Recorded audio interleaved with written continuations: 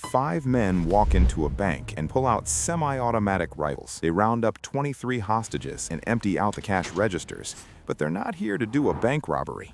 The police arrive in minutes. Within an hour, 300 officers are surrounding the building. Snipers are on every rooftop. Armored vehicles are blocking every street. And that's exactly what the robbers want. The lead robber, a man in a gray suit, a fake mustache, and glasses, appears at a second-floor window and calls the negotiator. He calmly tells the negotiator he wants safe passage out of the city. The negotiator refuses, but the robber tells him if they don't let them out, everybody dies. He hangs up the phone and waits, knowing the call is coming back. Inside the main hall of the bank, the robbers are shouting, but they're not angry. They're singing happy birthday to an elderly hostage who mentioned it was her birthday. Word of this gets back to the lead robber, who calls the negotiator and mentions the birthday. He says the woman's favorite pizza is pepperoni, so they'd better bring some right now, or else the birthday girl's brains will go all over the wall. He doesn't even wait for a response and hangs up immediately, but not before firing a warning shot into the air to let the negotiator know he's not joking.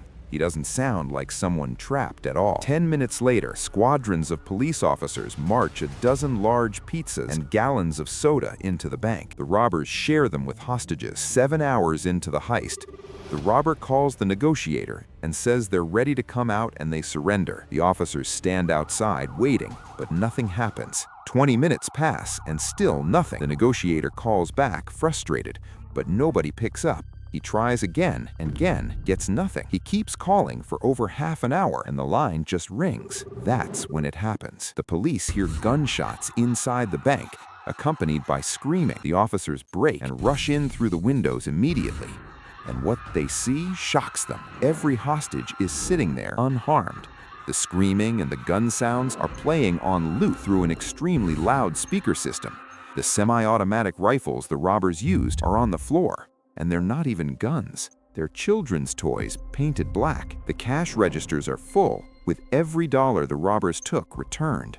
A handwritten note on the counter reads, "In a neighborhood of rich people without weapons or grudges, it's just money, not love." And the craziest thing is, the 5 men are gone. But then one officer checks the downstairs vault. He finds 143 safe deposit boxes pried open and completely empty. Turns out a secret second crew had spent the last 8 months digging a tunnel from the city's sewer system into the vault floor. And for the last 7 hours, while every officer watched the front door, this second crew was directly underneath the bank, carrying $20 million out through the storm drains on inflatable rafts.